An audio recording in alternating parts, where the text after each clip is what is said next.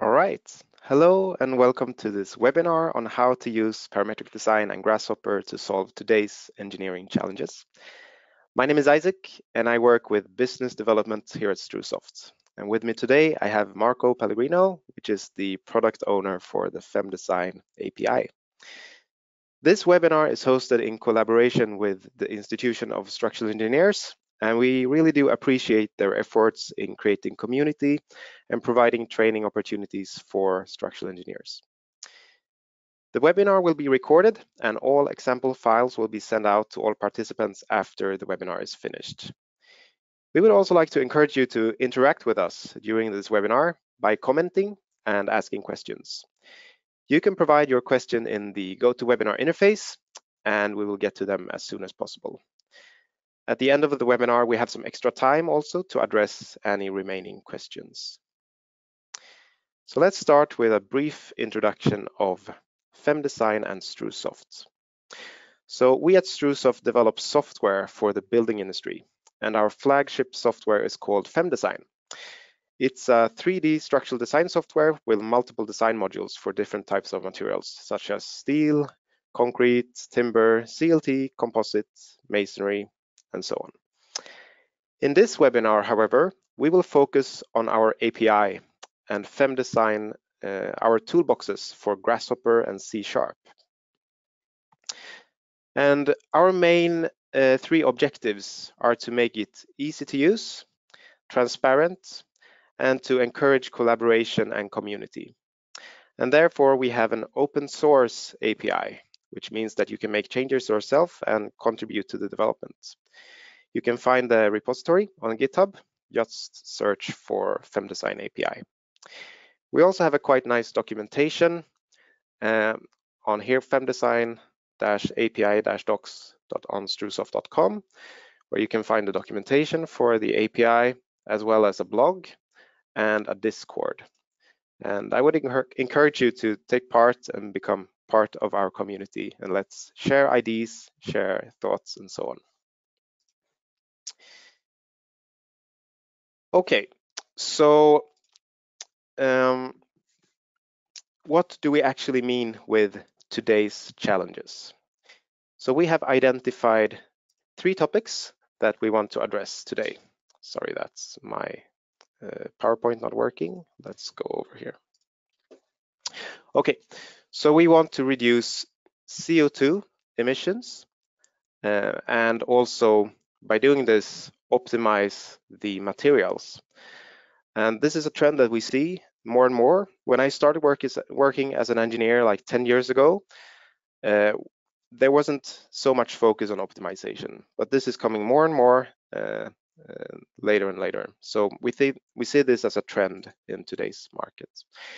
We also see more complex projects with large amount of data. And often the engineer end up being some kind of data manager, because when you're doing a complex project with a lot of a finite element analysis, a 3D finite element analysis, it generates a lot of output. And you spend quite a lot of time managing all this data generated by the software. We also see that today's projects are more agile compared to before. So before we had more of a process-based chain of events where everybody worked in a chain and it followed each other. But nowadays we work more in an agile way. So different prerequisites in the projects keep changing, and it's more of an iteration compared to a steady flow, steady process. And we want to address these different parts by applying parametric design. And what do we actually mean with parametric design? So the simplest way, we're actually using Grasshopper in this webinar, and Grasshopper is just a visual programming software where you can connect different functions or components to create a script. So the easiest thing that we can think of would be to create a line. So what do we need to create a line? Well, we need a starting point here, And you have the input on your left-hand side. So you have input for X, Y, and Z coordinates, and you will get an output on the right-hand side of the component, which in this case, it's a point. So this is the first point up here with the default values of 0 for the X, Y, and Z coordinates. And then the second point would be to insert a variable for the X value. And then we create a line and between point A and point B. And this is a parametric structure, right? The simplest parametric structure we could think of. And this enables you to create much more advanced parametric structures. You can also set different inputs as parameters and do different kinds of studies. And by applying this method, you're also inside of a coding environment, either in Grasshopper or maybe in C# or Python. And this will help you a lot with data management. Also, it will reduce manual mistakes quite a lot, because it's quite common that you manually transfer output from one software to input in another software. And because it's kind of a boring job, we tend to make mistakes in that interface. But the computer won't make any mistakes when just transferring data. So this is also a big benefit being inside of this coding environment. You can also implement different modern techniques such as machine learning, more complex geometries, and so on. And you can also actually automate the entire workflow using different types of APIs. So you can generate a structure, you can create the analysis, and you can also send the result from the analysis and design to like Tekla or Revit or whatever software you're using for drawings. And this way you can create like an automated workflow for the entire project. So the goal of the day is to show 4 different examples to address these challenges that we identified with the CO2 emissions, material optimization, the large amount of data, and also the agile workflow. And we will apply the method of parametric design in these 4 different examples. So let's jump into the first example, which is a truss. Here we want to optimize the truss. And we have created a parametric truss where these sliders or these input values or input parameters will dictate the shape of the truss. So we have the height at the end, the height at the middle, the division of the truss, the split position, this is where this horizontal line should be placed, and the steel quality. And this is an index and picking a steel material from this list. So let's talk about different levels of optimization to begin with.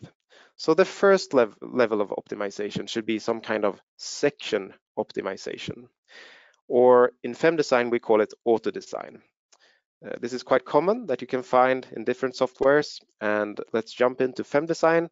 Here we have an object, it's a beam, steel beam, and we have some internal force. And by applying the auto design, we can tell the software just to pick a suitable section to carry the internal force. So we start out with an HEA 160, we can do an auto design, and it will end up being an HEA 220.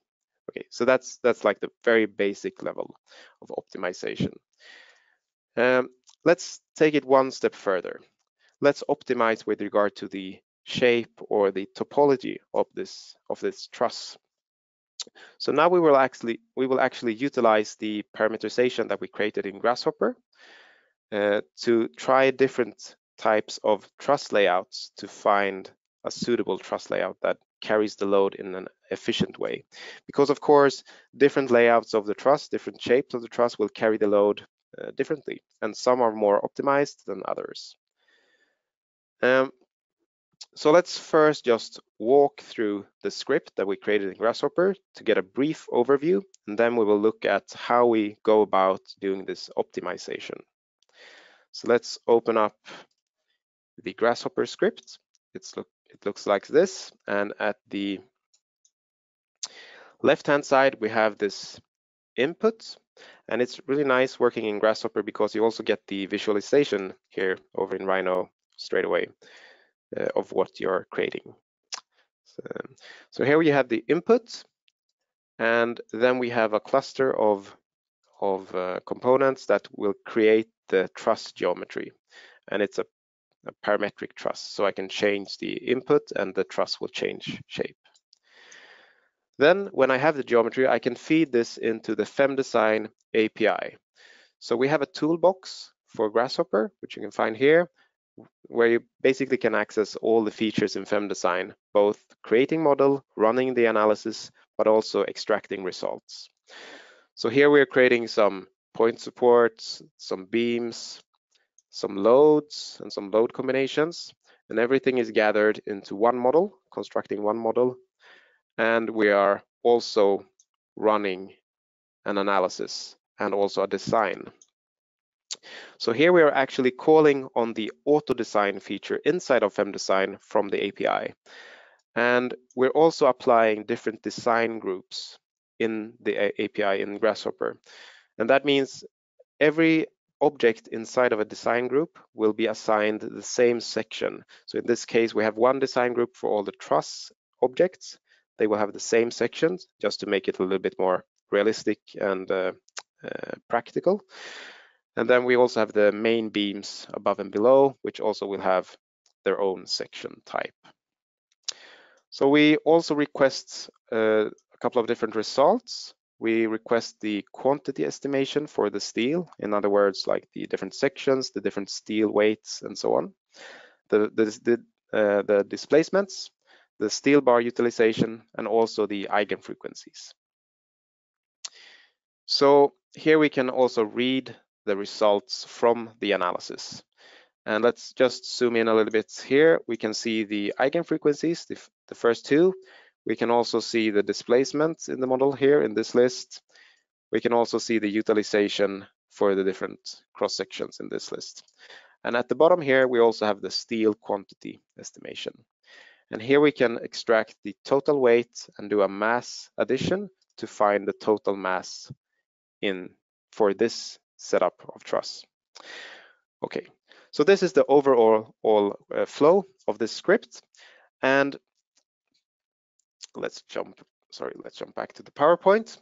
So if we combine the different input variables here, it can vary between like 280 values down to 5 values. You actually get 70 million possible combinations.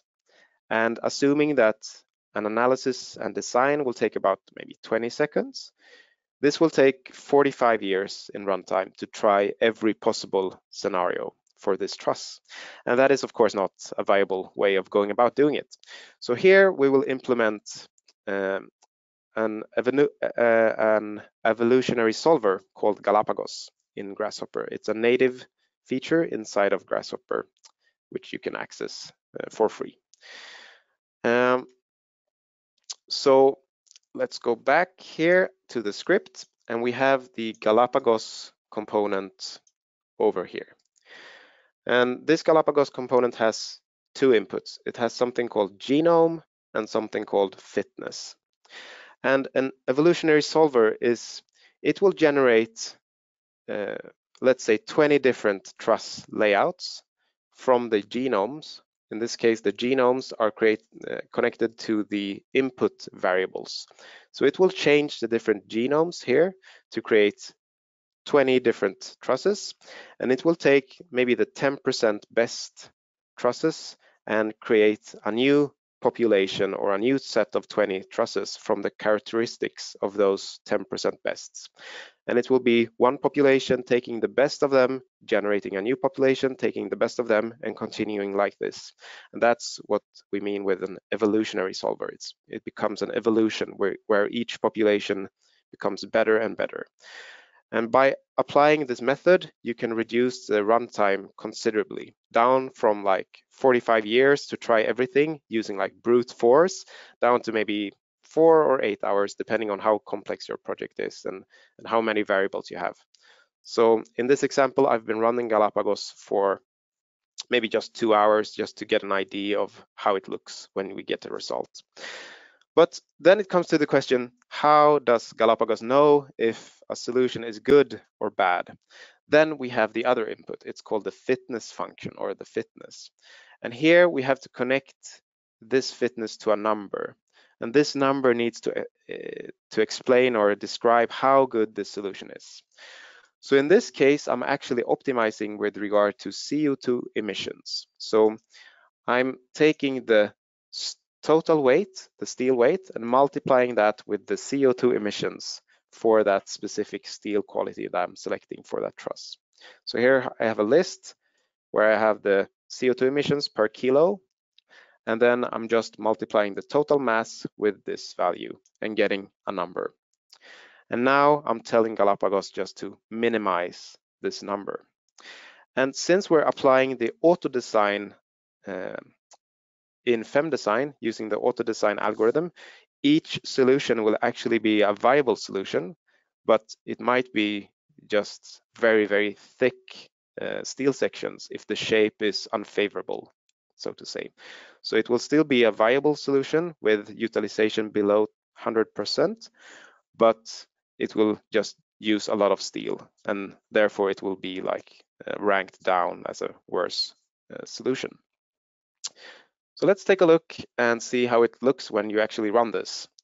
So I have a short video. So we go into the Galapagos node, and I actually set a limit of, in this case, 3 hours, and I want to minimize this fitness. And I'm starting the solver, and it will generate the first population, calculate the fitness, and rank them, and so on. So it will be an iterative process, and this is done automatically. So I can just switch this on and maybe go for lunch or go for a coffee or maybe go home and run this overnight. All right. So when I come back, I have a result.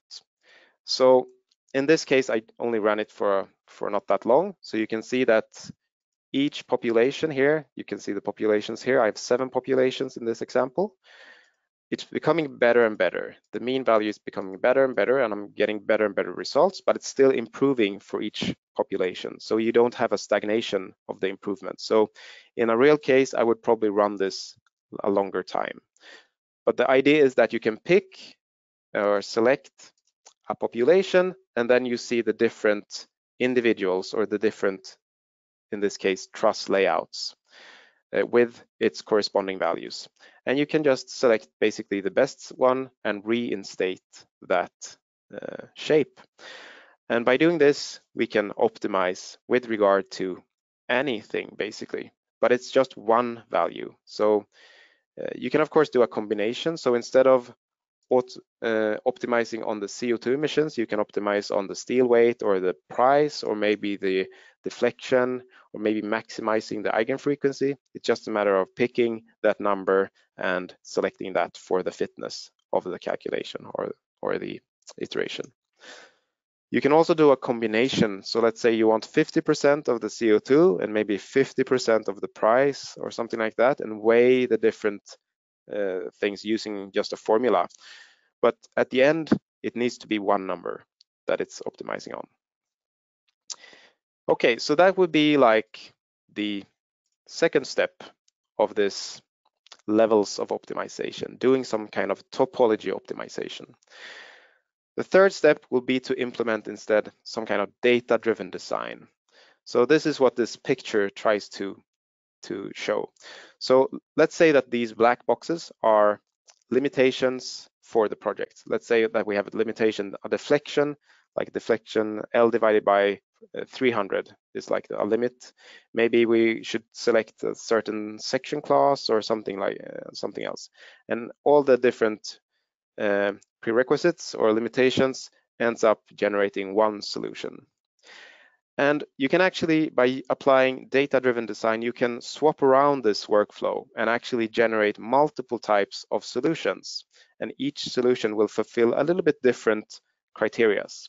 And this will add much more value to the project. So let's say that we have a deflection limit of L divided by 400 for this truss. And we can see that, okay, if we can allow maybe L divided by 300, but still have an eigenfrequency above a certain number, we can save maybe 1 ton of CO2, something like this. This will actually add value to the client and add value to the project.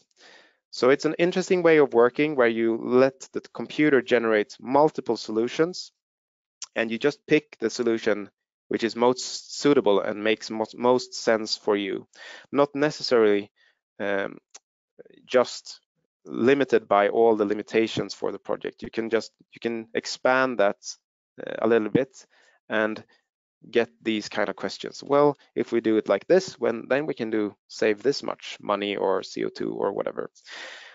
And in this example, we are actually implementing still an evolutionary solver, but in this case, it's a multivariable evolutionary solver, and we are using one called Wallasey. So instead of just optimizing on the CO2 emissions, we can also try to optimize on deflection or maximize the eigenfrequency and run this calculation. And it's still an evolutionary solver, but it will have multiple objectives. And it's not only an evolutionary solver, it's also an analytical tool. So you can actually pick the different solutions inside of Wallasey. So this is the interface. I won't go through all the details, just show you the overall overarching idea of the way of working.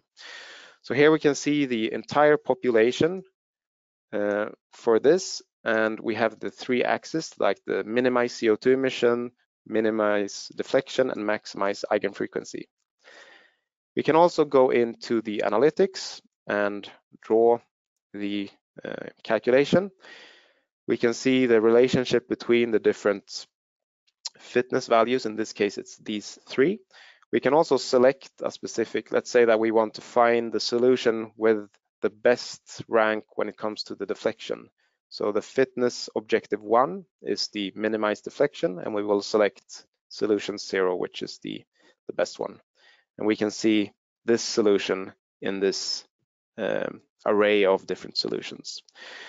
And you can also select using Wallasey. You can click, when we have selected one, you can click add, and it will be added to an export list. And this export list can then be used to pick your selection. So pick your solution as I'm showing here. So let's say that I want to pick fitness objective 1, the best one, also for number 2. Click on select, add, also for number 3, select, add. And then I go to Wallasey selection, I can see the export list here. Here we also have a lot of different more advanced features on how to select the different options. So you can, for example, select average of fitness ranks and run this and find the solution that has the average best results for all fitness and so on. And you can click add and add that to the export list. Sorry, add here. And then you can just export this list and pick the one that's suitable for your project. Okay, so this is the first example. It was, I think, a lot to take in, but if you missed something, you can just go back and watch the recording and, of course, provide any questions you have. So let's jump into the second example. This example is a CLT shell, and it will showcase a parametric CLT shell with a nice geometry, and also how you can apply an automatic workflow and how you can manage data. So the goal of this script or this example is to calculate the stiffness value for each individual line connection. And the stiffness value will be calculated from the force in each individual line connection. So each line connection here, seen in the model, will have a different stiffness calculated from the force in that line connection. And this task will be almost impossible to do by hand because it's so much data that needs to be managed. So you have to do a lot of simplifications. But applying the method of parametric design, you're able to do it. So let's just go through a brief overview again of the script. So here we have this script. The first part here will generate the geometry. So we have a nice geometry over here, and then we will feed this geometry yet again into the FEM-Design API, in this case constructing different CLT panels, timber plate panels. Also some loads and some line supports at the bottom. We will construct a model, and in this case we're also actually applying the pipe to open process, or the live connection to FEM-Design. So instead of opening FEM-Design and closing, which is suitable for an iterative analysis, in this case we're actually establishing a connection to an open instance of FEM-Design and making changes in that instance. So we are establishing a connection, we're opening a model, and we're running the analysis. We're exporting some results. In this case, it's the line connection results. So we're going to focus on the results and how to manipulate them a little bit. So over here, we have some nice visualization of the results. So at the end here, we can see the ID for each panel. We can also see the coordinate systems for each panel, or actually each connection in this case, sorry, each connection. And then we also have the force visualized as a contour plot.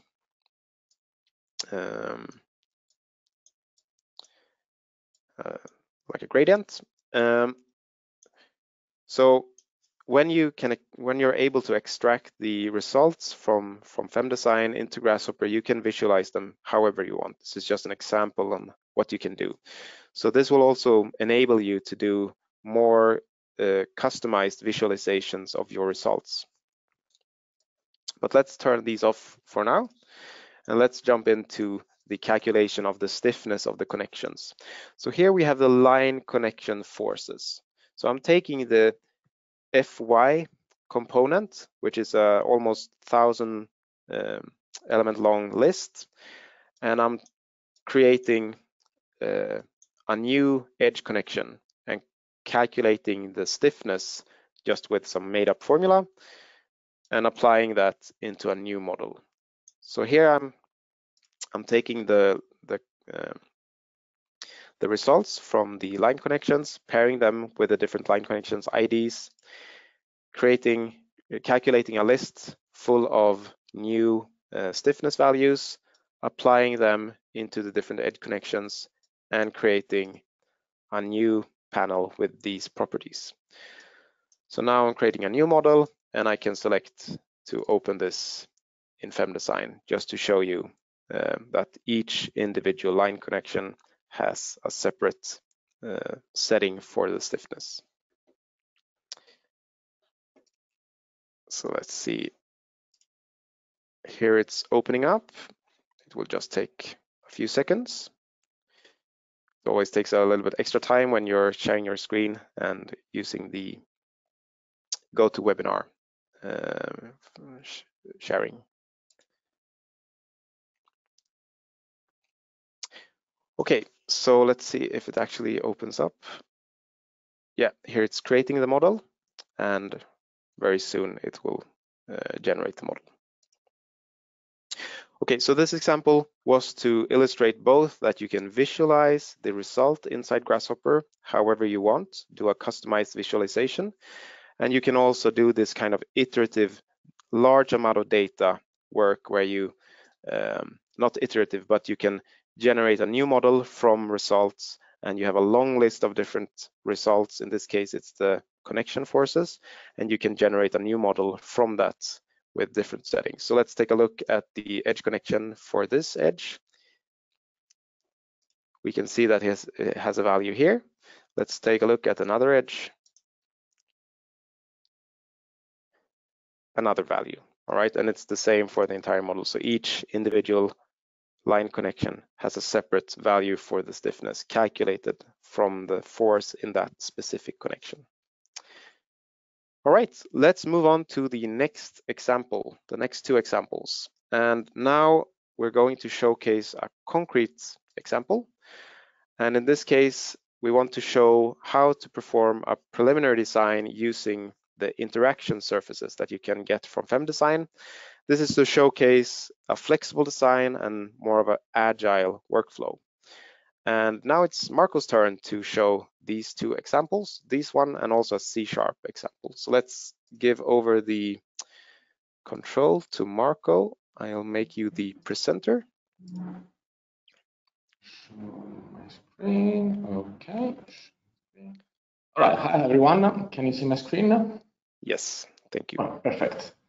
And I would like to show you a different way to use the API. And in this case, the idea is to let you understand that the API doesn't have to be about big models, but it can also be used to solve some specific task. And in this case, let's say that you are an engineer and you need to design a concrete beam. And most of the time, you will have as an input normal force, bending moment around Y, bending moment around Z. And our goal is to find the amount of rebar that we need to use in this specific beam or column to make it working.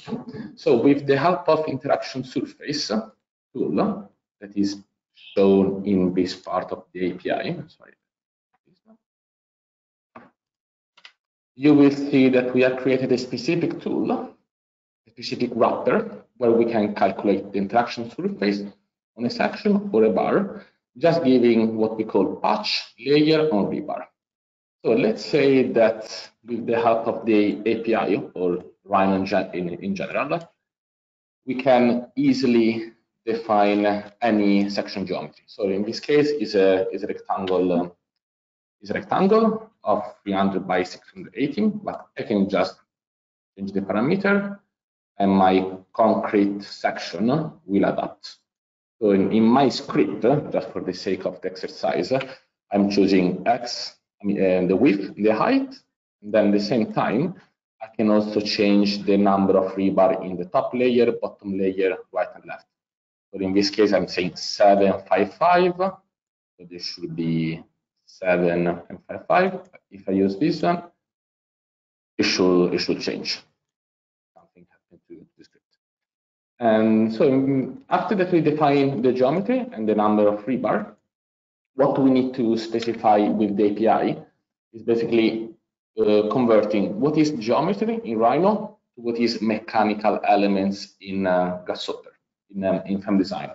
So what we do is to take our surface geometry. As you can see, this one is a native Grasshopper or Rhino geometry, and we just convert this one to what we call patch. So this one, it will become the concrete section. So if I look at the output, it will say, okay, if it is a patch with a material of C3545. So the material can be chosen from a database of material that we can create manually or also just importing them from FEM-Design. And the API comes with a ready-made database with the same material that FEM-Design has. So as soon as we create our patch, that is shown in light gray, we need to convert our little circle in rebar object. So in order to do that, we just need to define the diameter. So in this case, I set the value to 18. Then the material. So in this case, we are just using, for example, K500B. And this wire object will be applied to our points that are shown over here in green. And we can say now that having the surface and the rebar, we finally define our concrete section. And what we can do with the tool that I mentioned before called interaction surface, we can run the calculation. And this one, it will take probably no more than 5 seconds. Okay, it's done already. And the output will be the interaction surface itself. Then we will have the normal force capacity, maximum, minimum, then bending moment around Y and Z. These are the output. But let's show a little bit better how it looks like, the interaction surface, and how can we use it in our daily engineering task. So one of the output is that is just a mesh, but now I just make it a little bit better because the idea is that maybe this tool can be really used as an internal tool for the company. So if I show you which kind of output you can get, it can be something like this.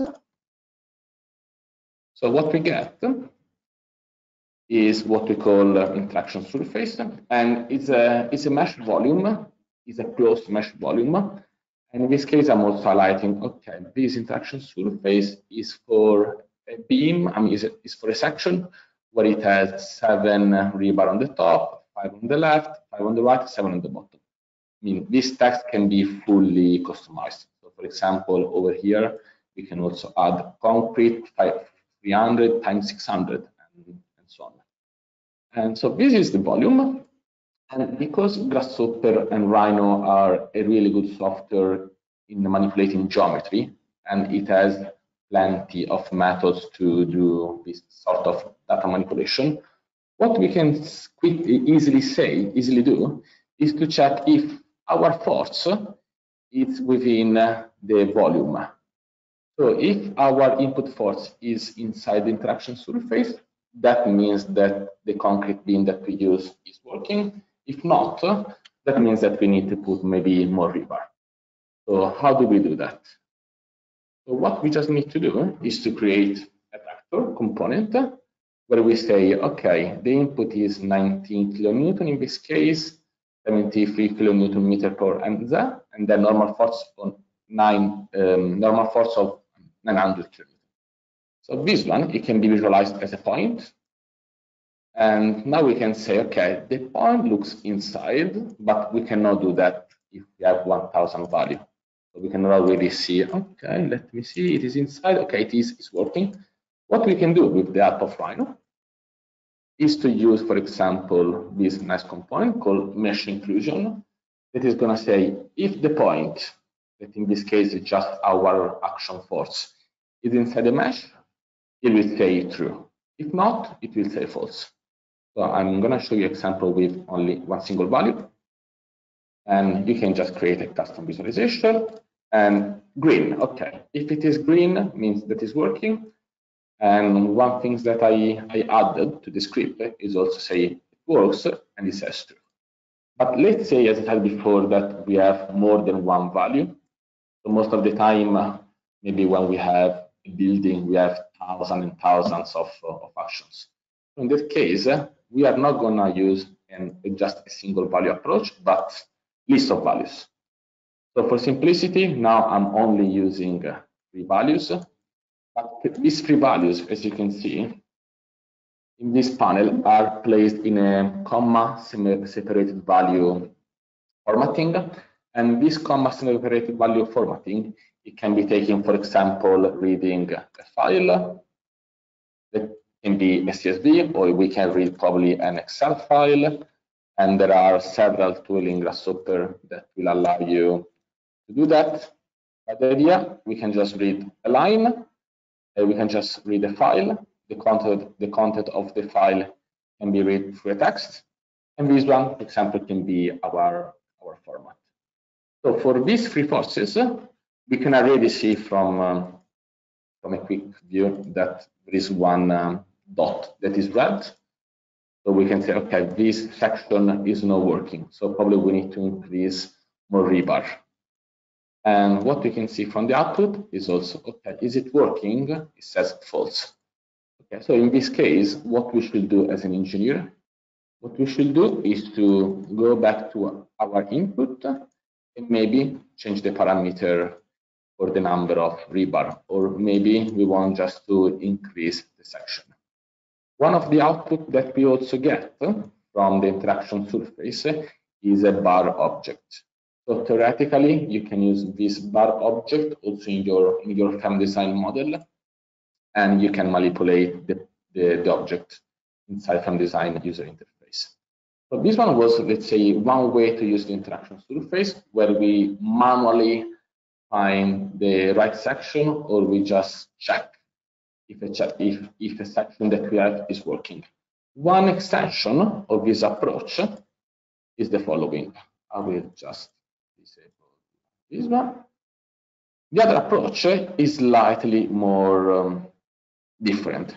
So instead of defining only one section, what happens if we create a family of concrete sections? So in this case, I'm constraining myself with just one geometry, let's say 300 by 600. But what I want to test are the different rebar position. So this is how it looks like.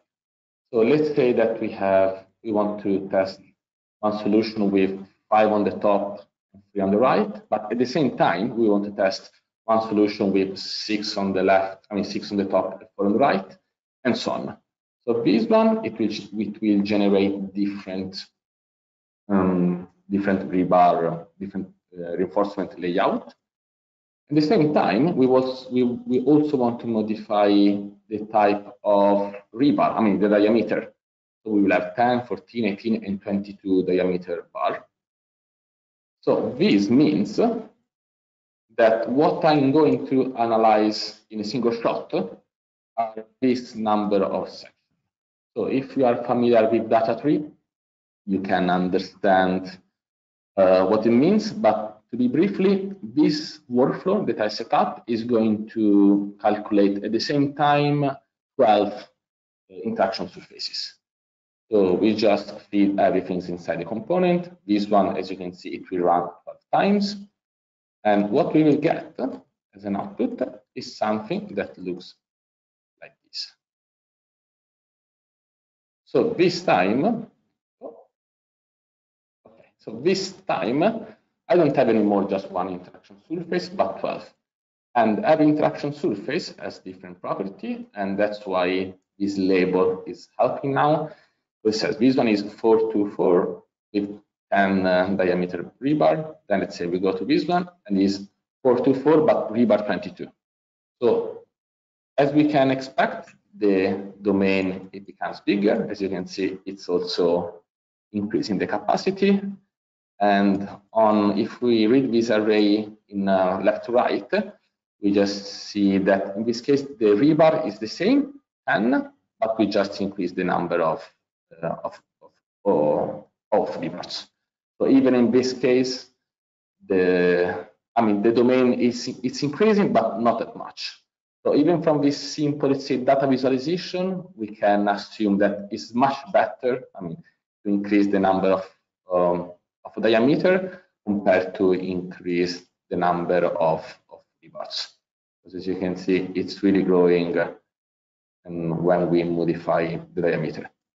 So in this case, what we have is a family of beam that the computer can choose from a given section. So let's say that our section, that we need to design a beam with this action. So in this case, I'm just using maybe 180 in bending Y, then 170, and then 198, for example, for normal force. So the idea is, the question that I make to myself is, given an action, which section do I need to use? So we just run this little script, and what we get is like, okay, you need to use this one. So in this case, if I need to design a section with these actions, I should use this kind of sections. So if I change it and maybe I put, okay, I have another action and it's much less, the solver would say, okay, this one, there are no section available because it's too forced. But if I go, for example, here, okay, now I should use this one. If I maybe have, let's say, 0, okay, now I can use this one. So this tool is basically a made-up tool that has been done with the help of the API. So basically, we are creating application on top of an application in some way. Because with FEM-Design, there is no such tool, but behind the scene, we are still using FEM-Design, which is great. And having said that, I will also highlight that the API is not only it cannot only be used in Grasshopper, but if there are some more advanced users that they want just have a full control of the object, like, I don't know, maybe a user wants to have full control about this object. In Grasshopper, you cannot really do that much. If I do double click, I cannot watch inside. For example, I cannot deconstruct this rebar. This would be possible using C#. So as Isaac said, our tool is open source, and then it has been written in C#. So if you go in GitHub, you will see several let's say, structures. We call it in that way. And one of them is the examples that we will go through one of them later. And then you will see like the core, where you can just see, for example, how we have done the interaction surface so quickly. So because everything is open, you will be able to see how we develop the tools. So for example, if I go to interaction surface, you will see several topics. I just pick one of those, and you will see, okay, so they just create a dictionary, this is the object, and then they just read the results. So this is definitely possible because the tool is open source, and we are happy to have done that, to have taken this decision a long time ago. And you can do the same in Grasshopper. So this is also a nice way to learn on how you can create a tool from scratch. But what we want to highlight now is that you can create the same example that we just shown you with full C#. So that means that theoretically, the company doesn't need to buy Rhino, and it doesn't need to pay for a Rhino license, because you can just use the API through C#. So for example, let's see how it works. So let's say that we want to analyze a beam. So what we do first is to just define the geometry. And if you are familiar with the Grasshopper tool, you will also be able to pick up really quickly the C# API, because there is a sort of mapping between the name convention in Grasshopper to the one in C#. So in this case, we are just creating start point, end point, and this one, it will allow us to create an edge. And the edge is, it has start, end, and also the perpendicular, the local Y of the beam. Then we are able to get the material and the section from a database, and we are finally able to create a beam. So the beam will need a line. We are going to specify that it's a beam. We apply material and section, and in this case also some connectivities like hinges. And then what we need to do, for example, is create support. So in this case, we are just using new support.point support, create a point support. Then still using our core development, it's possible to create all kind of constructor. This is how we call them. In this case, we are creating a load case where you can see name of the load, type of the load, and the duration of the load. And just to make you aware how it can be easy to go from Grasshopper to C#. So if I go to FEM-Design loads and I want to create a load case, I will see name, type, and duration class. So name, type, and duration class. So it's pretty easy. It can be scary to learn something new, but I'm a structural engineer and I've learned how to do coding. So we can do it. And then we create load combination, loads, and same stuff that we do when we create a model manually. And then we just create a model. So we create a model where we put everything together, where we specify the country, elements, load, and so on. And now we start the fun part. The fun part is not just creating the model, but also analyzing and find some nice features. So in this case, we can just create a static analysis, and we will ask, okay, I want to get results for bar displacement. We set up a live connection, as Isaac said before. And from this one, we can just run the analysis, as you can see, line 128. As soon as we run the analysis, we can get the load combination results. In this case, we get the load combination results for bar displacement, for the ULS, combinations, and so on. And then after that, we can start doing maybe some more analysis. It's more flexible doing this kind of work. Adding this workflow in C#. As soon as we create our analysis, we can finally display our results. So this is how C# can be used. And I would suggest you to have a look to all our examples to have an idea on how to get started. And we are also happy to help you with the support if you need.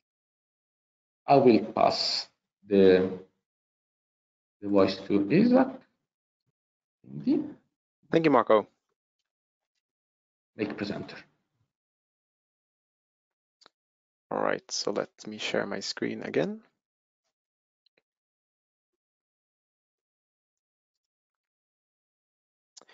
All right, so that concludes this webinar.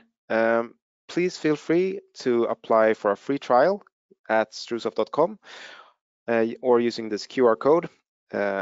All the example files and all the Grasshopper files and so on will be sent out to all the participants for this webinar in a couple of days. And also, this was just part one of a series of webinars that we're hosting. The next part will be more step-by-step how to get started using Grasshopper. This one that we just had was more inspirational, how to use the methodology and so on. So you can register if you want at strusoft.com/webinars and find the upcoming webinars if you want to learn more about our API and how to use Grasshopper together with FEM-Design to solve these kind of tasks. All right, thank you so much for attending. We will now go through some of the questions that we got during the presentation. All right, so the first question is, will it be possible to access the module for designing steel connections? Second question, is there any plans to include the geotechnical module in the FEM-Design API? So from what I know, the geotechnical part is mostly implemented already.